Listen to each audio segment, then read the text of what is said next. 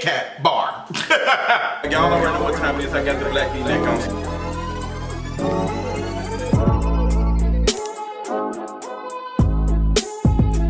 Real Housewives of Potomac Season 5 Reunion Part 3.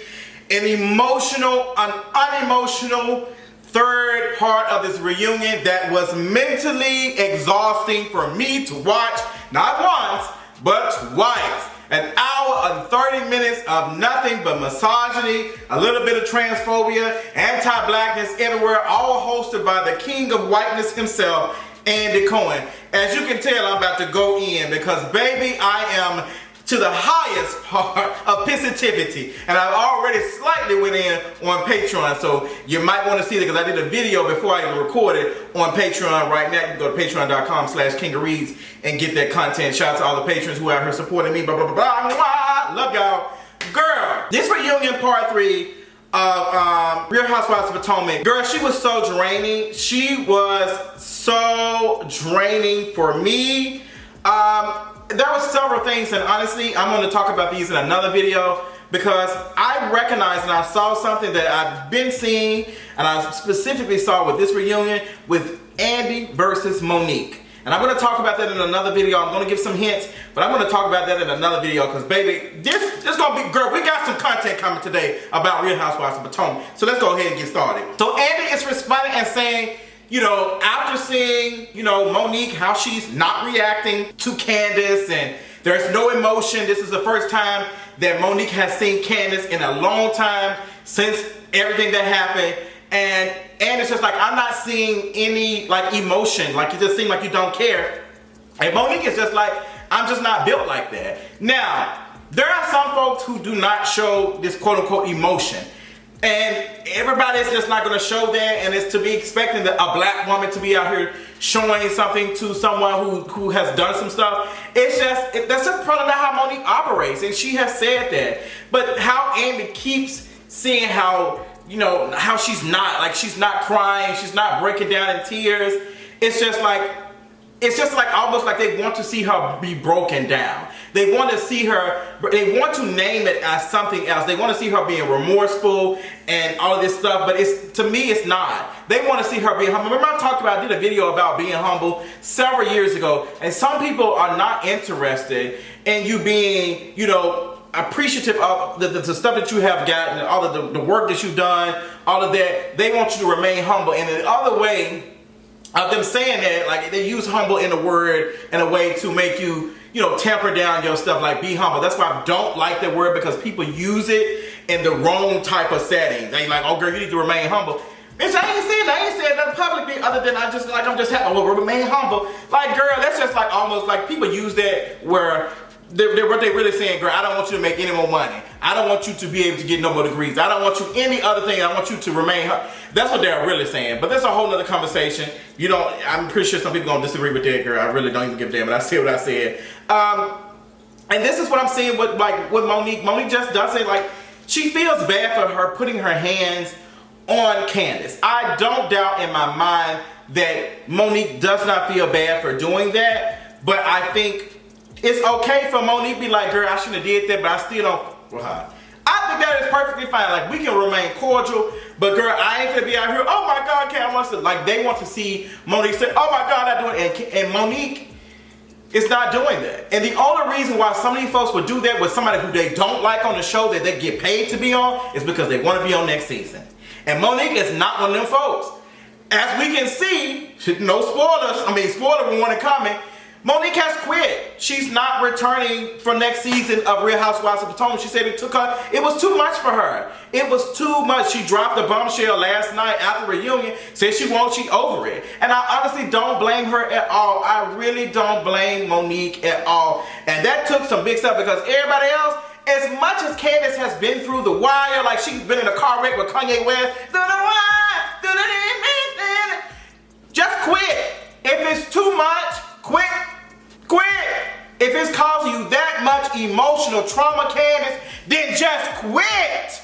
But we know you're not gonna quit because at the end of the day, this is about a check and you need the money.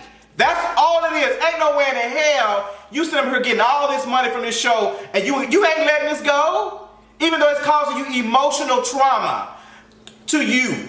Girl, it's too much for me. Moving on. Like, it just give me very much no tears left to cry.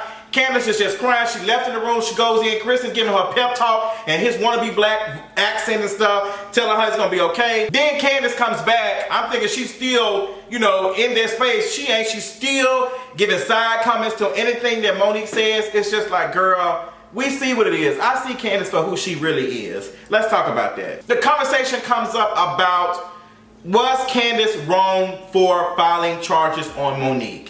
A lot of the cast said, yeah, it shouldn't have done that. Giselle said it should have gave an ankle bracelet or something like that. I'm just like, for that little bit of stuff, like, what? Are you serious? You can't be serious, Giselle. Like, if that's the case, if we going by that logic, then your ex-husband, whoever he is, needs to be locked up for the rest of his life, considering all the stuff he done did. I mean, girl, come on now. Like, come on. Like, girl, Giselle. Someone mentioned community service, all of that. I'm going to be honest. This was always about making Monique feel less than. This was always about bringing her down. Like, Monique has been talking about her money, she's been talking about her houses and stuff. Like, her man, there's no doubt, like, if we talking about the most coined up cast folks on here, it is Ashley and her husband, and Monique and her husband. And Monique is very much like, girl, it is what it is, and a lot of them folks don't like that. Like, we know the like, if it's anybody at the bottom as far as like coin wise, it is Candiace and it is Robin. Like, it is. It's like, it's Candiace and it's Robin. It's honestly, Candiace is probably at the bottom because Robin has been here longer, so she's been, you know, the tax is eating her up. But like, Candiace just gives me very much insecure. She's very much insecure. I don't know what to tell y'all, girl. It's too much for me. But was Monique wrong for her countersuit? I don't think so. I don't think Monique was wrong for a countersuit. That's what you do. Candiace talking about some your quack lawyer and all that other stuff. This quack lawyer was able to get something thrown out, and that's what you do. So, like, that's what you countersue. And it ain't taking no, like, if we talking about legal stuff, like I got to play it within the legal system, that's what you do. You countersue. Everybody countersues, even when they know they was wrong. Everybody countersues. Like a lawyer would tell you, you countersue. You don't come in here with grace and mercy. You countersue and you argue your case. Like, girl, what? Like, what is y'all talking about? Y'all talking about the court? There's a court of public opinion and there's a courthouse.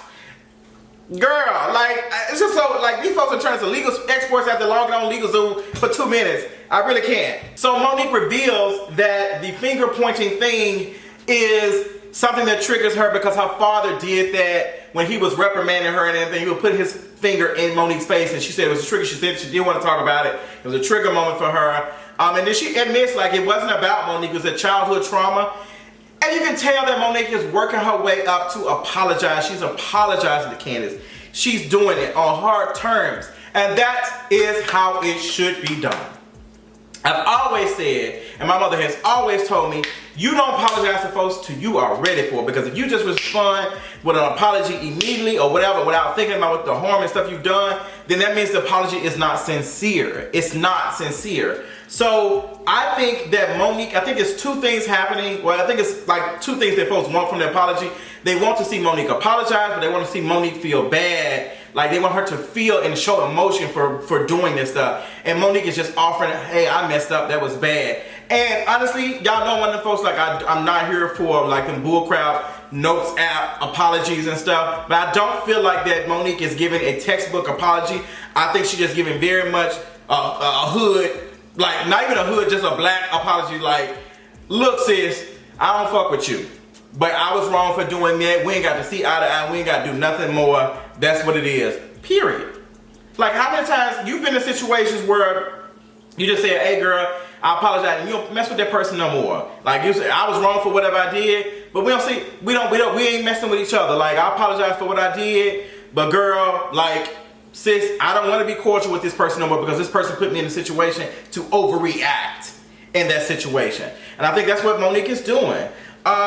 So girl, let's talk about Monique in this song. Monique, girl, you lied just like Monique, girl, you lied just like Candiace do, girl. When the conversation came up about the song and all that, you know damn well you did this song out of spite to get back at Candiace. You know you did, you added all the stuff. I'm watching the video, you did the hand gestures, you did all of these things. Like, girl, we know you did that song. Like, you said, well, I'm writing music and this is what I do and da da da da. Like, girl, you know what you was doing, Monique. You knew what you're doing. You were being shady in that moment. I think there's nothing wrong with that, because that's normally what all the housewives do when they experience something like that. They'll go and do some stuff and they be shady and they say shady stuff. All of them do it. All of them do it. I think what the issue is that, you know, they like, well, how's she doing that? And she apologized and da da da da. Like, girl, it's very much game out here for you. Like, you expecting me to apologize for like 2 things. I'm gonna apologize for putting my hands on you, but I'm not apologizing for me not fucking with you.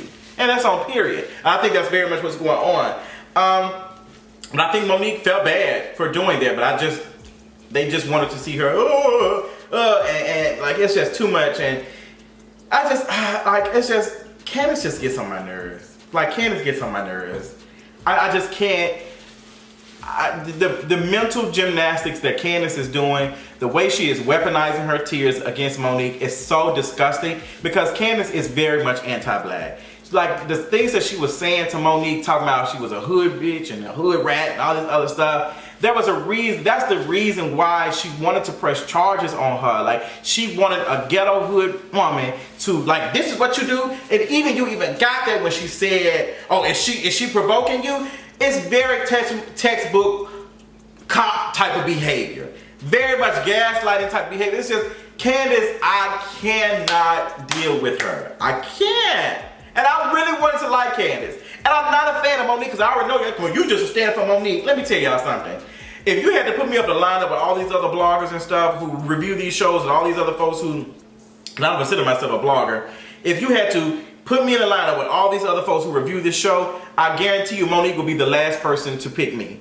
I will be the last person that Monique would pick. I'm not a fan of her husband and how he talks about you know, certain things, when he was responding and saying that he wanted to the whole, you know, Caitlyn Jenner situation. Like, it was transphobic.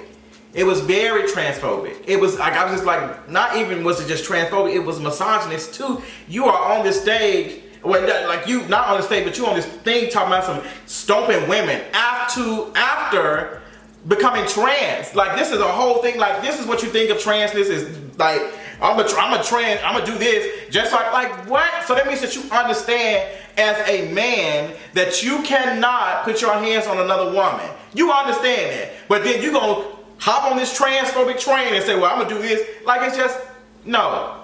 It's a no for me. It's a no for me. So I was very disgusted when Chris said that. I was like, girl, this ain't it. And then Monique trying to kind of like help her husband clean that mess up. That was a mess. Honestly, if anything, Andy white ass should have jumped up and dragged that, because that was trash. That was complete trash. Going back, Andy asking her, was she a recording artist?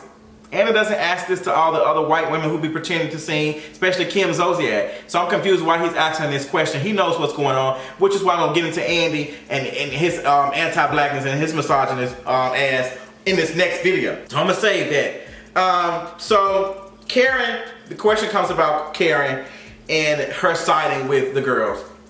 Is she more on Candiace's side, or she's more on Monique's side? Some folks are arguing that Karen is very much on Monique's side. She invited Monique to the event that she said she was not going to invite. Karen, you definitely played the game. You told them girls that you was not going to invite, because you knew you invited that girl. Monique knew, like, Monique had already got the invitation before you lied and told the women that Monique wasn't invited. So you lied. So then here go Karen's response and her spinning it, because it was a spin. She said she invited Monique to the pre-show. I didn't invite her to the event. I invited her to the. I'll let that one slide in the court. I'll let this slide. It's smart for you, Karen. Karen be playing. But I do feel like that. You know, I would not be surprised if Karen did have a conversation with Monique and let Monique, hey girl, that was wrong. I think Karen's one of the folks, she would definitely let Monique know that she was wrong, and just because we didn't necessarily see it didn't mean it didn't happen. Because I think folks wanted blood. There's no shadow of a doubt that Giselle does not like Monique, that Robin does not like Monique, that Candiace does not like Monique. There's no, like, Wendy ain't a fan of her too. And now what's funny is Wendy ass is going to be in the hot seat for next season, because without Monique returning, What we gonna see? Without Monique returning, what's gonna happen next? Because Wendy, you aligned yourself with these girls, and you think they finna be your friend next season, child, please. They finna be dragging the dog shit at your ass. You set yourself up for your own death. Girl, it's gonna be a damn mess. But Candiace pulls out her confidence set and dabs her eye again. You know, in response to Karen, she told Karen to burn in internal hell because Karen has reached out to production, seemingly to get Candiace fired. Like Karen said she was reaching out production to get Candiace some mental help. Like, girl, I'm gonna get you some help because you're going through it. Like, you're going through it. And Karen said she was not trying to get Candiace fired, but Candiace felt like she was trying to get fired. And honestly, Candiace, it would have been good for you to get fired. Because honestly, if this stuff has caused you this much emotional trauma, then you need to leave the show. If this stuff, it's not like y'all are best friends in real life. Y'all ain't all kicking it like that. Y'all only hang out really to film. Ain't none of y'all asses close like this. But the only reason why y'all are doing this is because y'all need a check. The only people who are cool outside of this is definitely Karen and Monique, Giselle and Robin. Wendy ain't cool with none of their asses. She just on there for the damn show. And that's it. Like, that's it. So Candiace, you are on this show. Like, this stuff that's paying you to help you get out of your mama's house is the shit that's killing you.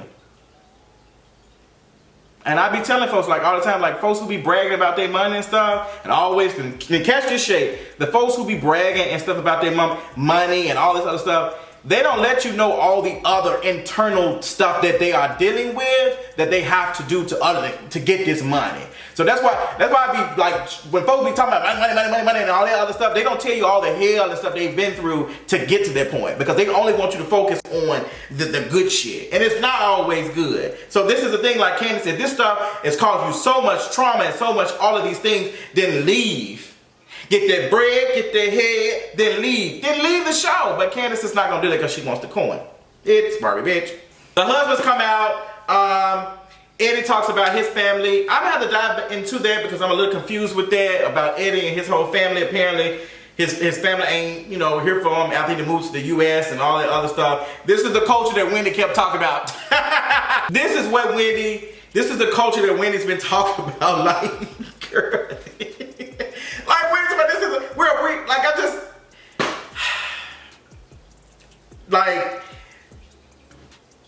this is the culture that you ain't, like, this same culture that you've been talking about. Look how it's treating you, girl.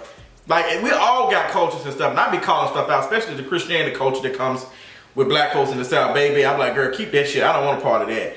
But this culture seems to be the thing that is keeping Eddie from being close to his family. It's like, girl, you moved to the U.S., you doing all these things that we don't approve of. And that's toxic. That shit is toxic to be like, I don't want to be at my child's baby shower or whatnot because of these things. Like, I just can't, I can't deal with that. So we'll see how that's gonna go next season. But Eddie is fine as hell. I love him. And Dr. Wendy, I love Dr. Wendy. I mess with Dr. Wendy. I love Dr. Wendy. But Dr. Wendy, girl, they gonna eat you up next season, girl. I just want you to know that. Moving on, Chris and Monique's live is brought up, and in this live, that's what I think they were just going off and saying all type of trash stuff. I already talked about this, but if we're gonna bring up lives and stuff, why was not the live of Candiace talking about the plot to talk about the child, having a different father than Chase having that Chris is not Chase's father? Why was that live not brought up? And it keeps responding and keeps saying, well, it wasn't shown on the show. It was recorded because they went back 8 days before, and Giselle was having a whole conversation about this thing. Just because you haven't talked about it doesn't mean you ain't been carrying the bone. And you bringing it up and you having a conversation is you talking about it.